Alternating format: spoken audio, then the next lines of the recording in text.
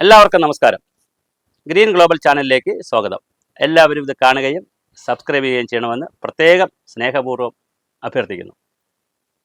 ഇന്ന് ചർച്ച ചെയ്യുന്നത് കഴിഞ്ഞ ദിവസം എറണാകുളം നഗരത്തിലും തൊട്ടടുത്ത ദിവസം തിരുവനന്തപുരം നഗരത്തിലും കുടിവെള്ള വിതരണ മേഖല സ്വകാര്യവൽക്കരിക്കുന്നതിനെതിരെ വലിയ സമരം നടന്നു. ഇതെന്താണ് ഇതിൻ്റെ ഒരു പശ്ചാത്തലവും പിന്നാമ്പുറവും? 1992 അയർലൻഡിലെ ഡബ്ലിനിൽ ചേർന്ന international conference on environment water, വെള്ളവും പരിസ്ഥിതിയായിട്ട് ബന്ധപ്പെട്ടുള്ള ഒരു സമ്മേളനം ചേർന്നു. അതുവരെ വെള്ളം എന്ന് പറയുന്നത് കുടിവെള്ളമല്ല, വെള്ളം പ്രകൃതിയുടെ സമ്പത്തായിരുന്നു, റിസോഴ്സ് ആയിരുന്നു, ഒരു നാച്ചുറൽ റിസോഴ്സ് ആയിരുന്നു. 92 ഒരു ഡബ്ലിൻ പ്രിൻസിപ്പിൾ ഉണ്ടാക്കി, തത്വമുണ്ടാക്കി. ഡബ്ലിൻ തത്വം ഇത് ലോകപ്രസിദ്ധമാണ്. ആ തത്വത്തിന്റെ അടിസ്ഥാനത്തിൽ വെള്ളം എന്ന് പറയുന്നത് ഒരു അസറ്റാണ്, ഒരു ആസ്തിയാണ്, ഒരു എക്കണോമിക് ഗുഡാണ്, ഒരു സാമ്പത്തിക മൂല്യമുള്ള വസ്തുവാണ്, ഒരു ചരക്കാണ്, ഒരു ഗുഡാണ്. അപ്പോൾ സാമ്പത്തിക ചരക്കാവുമ്പോൾ അതിന് മൂല്യമിടാം, അത് വിൽക്കാം, അത് വാങ്ങാം, അതൊരു മൂല്യമുള്ള വസ്തുവാണ്.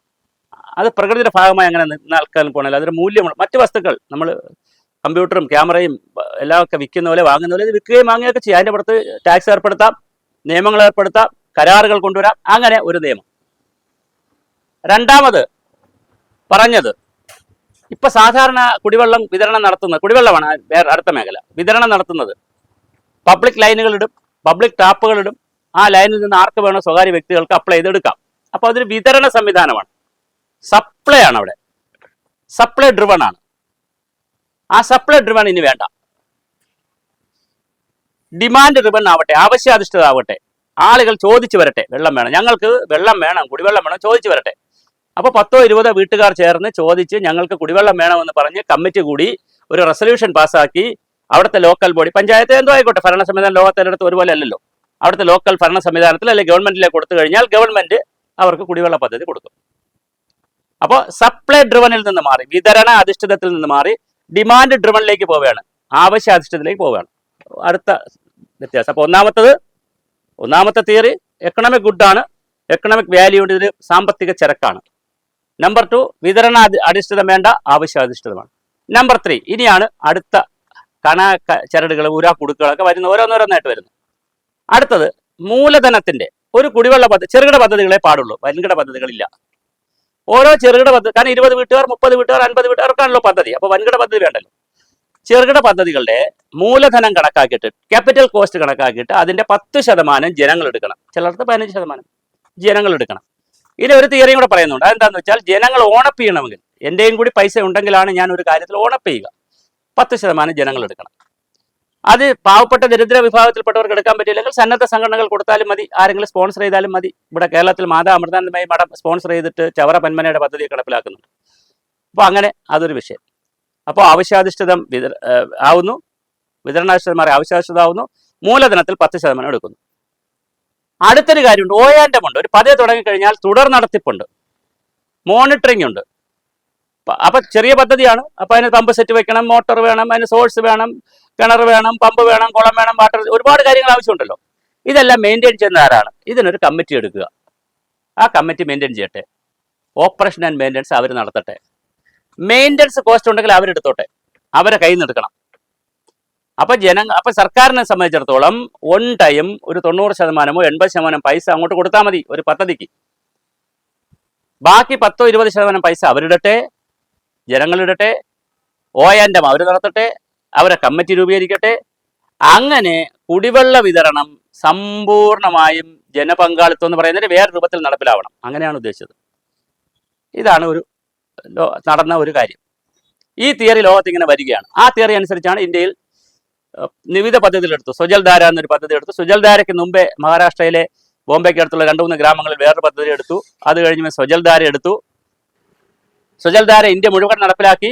വിവിധ ജില്ലകളിലാണ്. അത് കേരളത്തിൽ കാസർഗോഡും കൊല്ലം ജില്ലയിൽ സ്വജൽധാര നടപ്പിലാക്കി. പിന്നെ അത് വാട്ടർ അതോറിറ്റിയെ കൊണ്ട് നടപ്പിലാക്കിച്ചു. പക്ഷേ വാട്ടർ അതോറിറ്റി എന്ന് ഈ പറയുന്ന ജനകീയ കമ്മിറ്റിയോ ജനസംവിധാനം വിളിച്ചുവിട്ടില്ല. അവരവരുടെ ശൈലിയിൽ നടപ്പിലാക്കാൻ ശ്രമിച്ചു. ആ പദ്ധതി പരാജയമായിരുന്നു. അത് കഴിഞ്ഞ് വേൾഡ് ബാങ്ക് വന്നപ്പോൾ വീണ്ടും വേൾഡ് ബാങ്ക് വന്ന് പറഞ്ഞു, വേൾഡ് ബാങ്ക് അതിന് മുമ്പ് തന്നെ വാട്ടർ അതോറിറ്റിയിൽ 87 ഉണ്ടാക്കി. 87 വേൾഡ് ബാങ്ക് വന്ന് പറഞ്ഞു, നിങ്ങൾക്കിനി ഫണ്ട് തരാൻ പറ്റും. വാട്ടർ അതോറിറ്റി ഉണ്ടാകുന്നത് തന്നെ വേൾഡ് ബാങ്ക് പറഞ്ഞിട്ടാണ്. Kerala water authority, Kerala water and waste water department ഒക്കെ ആയിരുന്നു. അത് വാട്ടർ അതോറിറ്റി ആകുന്നത് ആദ്യം Kerala water and waste water അതോറിറ്റിയായി, പിന്നെ കേരള വാട്ടർ അതോറിറ്റി ആയി. അത് വേറെ ചരിത്രമാണ്. കേരള വാട്ടർ അതോറിറ്റി ആകുന്നത് തന്നെ വേൾഡ് ബാങ്കിന്റെ പണം വാങ്ങുന്നതിന് വേണ്ടിയിട്ടാണ്. അന്ന് വേൾഡ് ബാങ്ക് പറഞ്ഞ കാര്യം, നിങ്ങൾക്ക് പൈസ വന്നു കഴിഞ്ഞാൽ നിങ്ങൾക്ക് നഷ്ടത്തിലേക്ക് പോകുന്ന സ്ഥാപനമാണ്, അതിനങ്ങനെ പണം തരാൻ പറ്റില്ല. അപ്പോൾ നിങ്ങൾ ലാഭത്തിലേക്ക് പോകണം. 10 വർഷം കൊണ്ട് സംവിധാനം ലാഭത്തിലേക്ക് പോകണം, കുടിവെള്ള വിതരണം ലാഭത്തിലേക്ക് പോകണം, നഷ്ടമുണ്ടാകാൻ പാടില്ല. അതുകൊണ്ട് നിങ്ങൾ കേരള വാട്ടർ അതോറിറ്റി എന്ന് പറയുന്ന പുതിയൊരു സംവിധാനം ഉണ്ടാക്കുക, ഒരു ആട്ടോണമസ് സംവിധാനം ഉണ്ടാക്കുക, ഗവൺമെന്റിന്റെ സ്വാതന്ത്ര്യം കുറച്ചുള്ള ഒരു ആട്ടോണമസ് സംവിധാനം. അപ്പോൾ കാലാകാലങ്ങളിൽ താരിഫ് കൂട്ടാം, ഇഷ്ടമുള്ളവർക്ക് വെള്ളം കൊടുത്താൽ മതി, പല സ്വാതന്ത്ര്യമുണ്ട് വാട്ടർ അതോറിറ്റി ആകുമ്പോൾ. പക്ഷെ കേരളത്തിൽ അതല്ല, ഗവൺമെന്റ് തന്നെ അതിനെ നിയന്ത്രിച്ചു. അതിൽ നന്മയുണ്ട് തിന്മയുണ്ട്, അതിപ്പോൾ ഇവിടെ ചർച്ച ചെയ്യുന്നില്ല.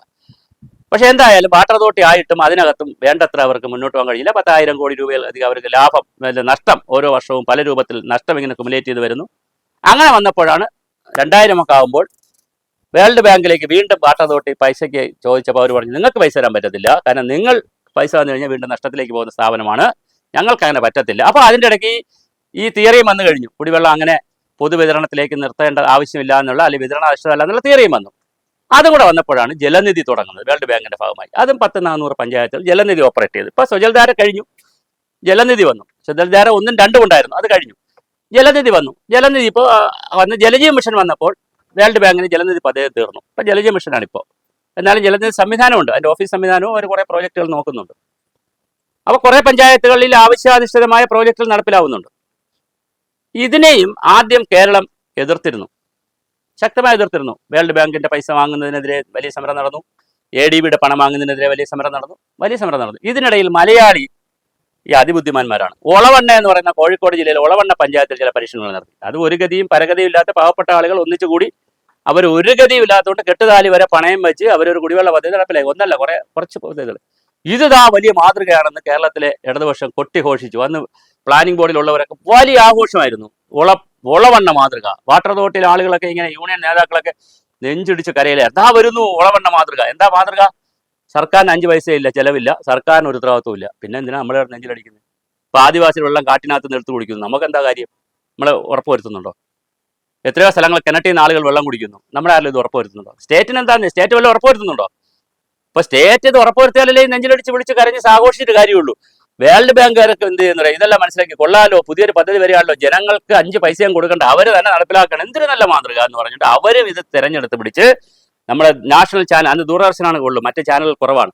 ദൂരദർശനിൽ ഏഷ്യാനെറ്റ് ജസ്റ്റ് ഉണ്ട്. ദൂരദർശനിൽ വ്യാപകമായ പരസ്യം കൊടുത്തു. ഒളവണ്ണ മാതൃക എന്ന് പറഞ്ഞ് ഇംഗ്ലീഷിൽ ഹിന്ദിയിലൊക്കെ വലിയ പരസ്യം കൊടുത്തു.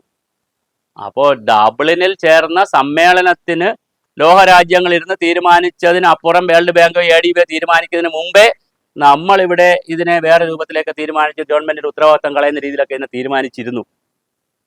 അതുകൊണ്ട് ഇപ്പോൾ ഒളവണ്ണ എന്നിട്ട് മാതൃകയായോ?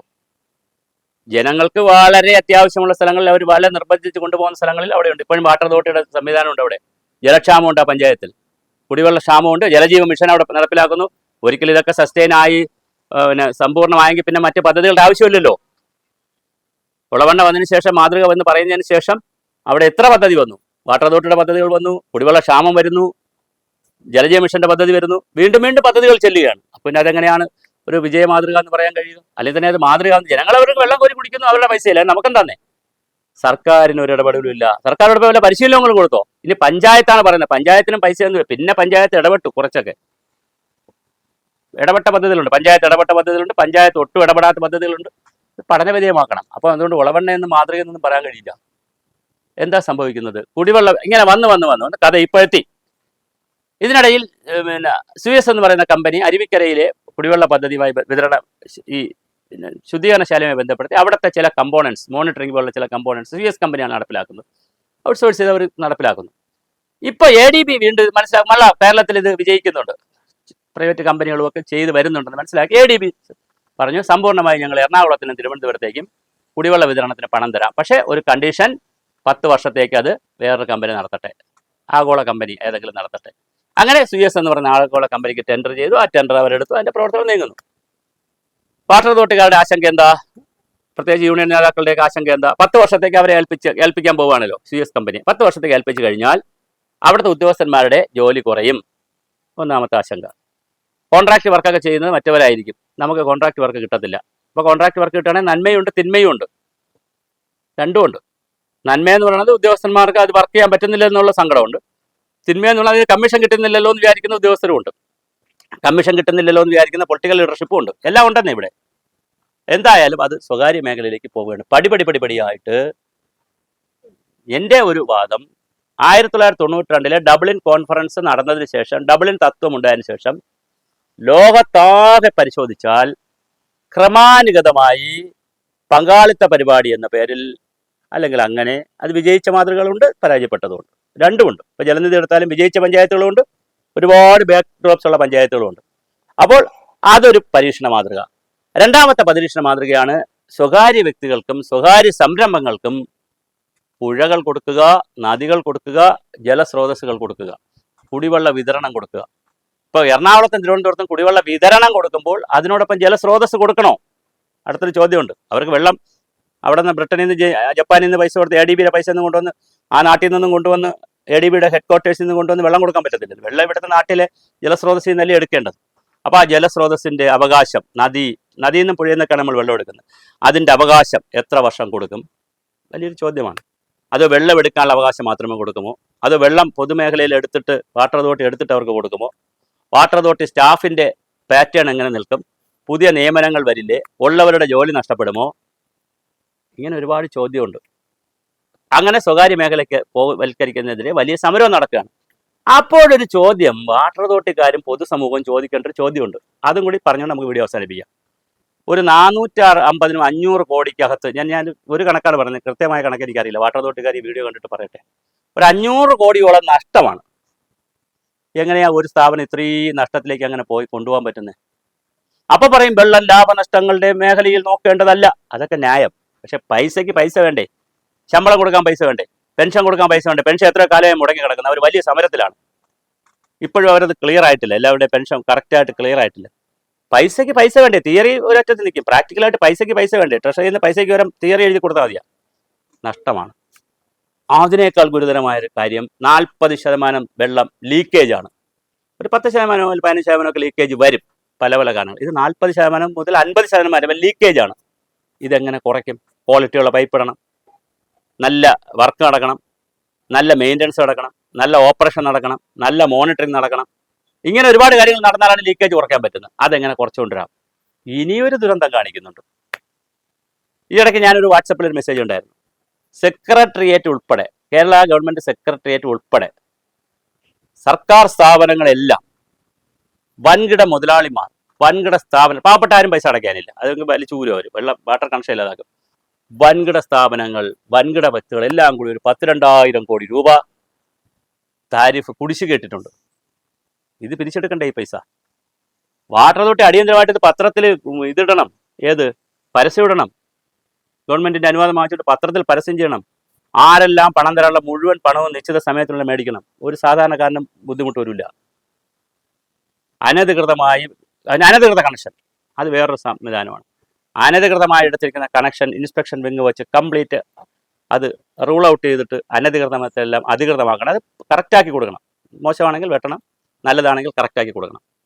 നമ്പർ 2, ആരെല്ലാം താരിഫ് അടയ്ക്കാനുണ്ടോ, കുടിശ്ശികയുണ്ടോ, അത് പത്രത്തിൽ പരസ്യം ചെയ്ത് നിശ്ചിത സമയത്തിനുള്ളിൽ ഗസറ്റ് വിജ്ഞാപനം നടത്തി നിശ്ചിത സമയത്തുള്ളത് പിരിച്ചെടുക്കണം.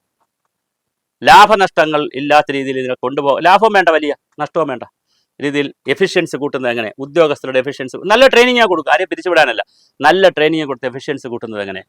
ലീക്കേജ് കുറയ്ക്കുന്നത് എങ്ങനെ? താരിഫ് സമയത്ത് പിരിക്കുന്നത് എങ്ങനെ? അതിൻ്റെ ആളുകൾ പണമടയ്ക്കാനുള്ള മാർഗ്ഗങ്ങൾ കൂടുതൽ ലഘൂകരിക്കുന്നത് എങ്ങനെ? ഇങ്ങനെ പീപ്പിൾ ഫ്രണ്ട്ലി ആക്കുന്നത് എങ്ങനെ? അങ്ങനെ അതൊരു വശത്ത് നടക്കട്ടെ. മറുവശത്ത് വാട്ടർ അതോറിറ്റി സെൻട്രലൈസ്ഡ് പ്രോഗ്രാം പറ്റുന്നതുകൊണ്ട് പരാജയപ്പെട്ടു, അതുകൊണ്ട് അവർക്ക് പൈസ കൊടുത്തില്ല. അടുത്ത് വന്നിട്ട് ജലനിധി പോലുള്ള സംവിധാനങ്ങൾക്ക് പൈസ കൊടുക്കുന്നു, അതും തുടരുന്നില്ല. സ്വകാര്യ വ്യക്തികൾക്ക്, സ്ഥാപനങ്ങളിലേക്ക് മാറാൻ പറയുന്നു. ഇതെങ്ങനെയാണ്? ഇതെല്ലാം കൂടി കൂട്ടി വായിക്കുമ്പോൾ എവിടെയൊക്കെയോ ചില കൺഫ്യൂഷനുകൾ, ചില അജണ്ടകൾ ഇങ്ങനെ ഇതിൻ്റെ ഇടയിൽ കൂടിയൊക്കെ കയറി ഓടുന്നുണ്ട്. അത് ഗൗരവമായി കേരള സമൂഹം ചർച്ച ചെയ്യണം. തീർച്ചയായിട്ടും കുടിവെള്ള മേഖല ഭരണഘടനയുടെ 21 ആർട്ടിക്കിൾ അനുസരിച്ച് ജീവിക്കാനുള്ള അവകാശത്തിൽ ഏറ്റവും പ്രധാനപ്പെട്ടതാണ് കുടിവെള്ളത്തിനുള്ള അവകാശം. എല്ലാവർക്കും ജീവിക്കാൻ അവകാശമുണ്ടെന്ന് പറയുമ്പോൾ ശുദ്ധമായ ജലം കുടിക്കാൻ അവകാശമുണ്ട്. അത് കൊക്കോകോള കേസിലും പറഞ്ഞതാണ് സുപ്രീം കോടതി. ഒരുപാട് കേസുകളിൽ സുപ്രീം കോടതി പറഞ്ഞതാണ്. ആ ജീവിക്കാനുള്ള അവകാശത്തിൽ കുടിവെള്ളം കൂടി വരും.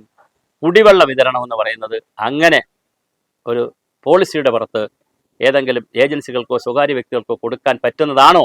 അല്ലെങ്കിൽ കൊടുത്താൽ എന്താണ് ഇംപ്ലിക്കേഷൻ ഉണ്ടാവുക, എന്തൊക്കെ ഗുണദോഷങ്ങൾ വരും എന്നുള്ള ഗൗരവമായ ചർച്ച കേരളത്തിൽ നടക്കട്ടെ. അതിനനുസൃതമായ പ്രവർത്തനങ്ങൾ ഉണ്ടാകുമെന്ന് നമുക്ക് പ്രതീക്ഷിക്കാം. ആരുടെയെങ്കിലും താല്പര്യം വെച്ചുകൊണ്ട്, അത് ഉദ്യോഗസ്ഥന്മാരുടെ താൽക്കാലികമായി കിട്ടുന്ന സുഖസൗകര്യങ്ങളുടെ പേരിൽ, പൊളിറ്റിക്കൽ ലീഡർഷിപ്പിന് ആർക്കായാലും കിട്ടുന്ന ചെറിയ സാമ്പത്തികമോ അല്ലെങ്കിൽ പേരോ എന്തിൻ്റെയെങ്കിലും പേരിൽ നയങ്ങൾ എടുക്കരുത്. അത് ഗൗരവമായ ചർച്ചകളുടെയും ഗൗരവമായ ആശയ സംവാദത്തിൻ്റെ ഭാഗമായി ഗുണദോഷ ഫലങ്ങൾ ചിന്തിച്ചുകൊണ്ടുള്ള പുതിയ തീരുമാനങ്ങൾ എടുക്കാൻ നമുക്കൊരു സമൂഹം എന്നുള്ളതിൽ കഴിയണം.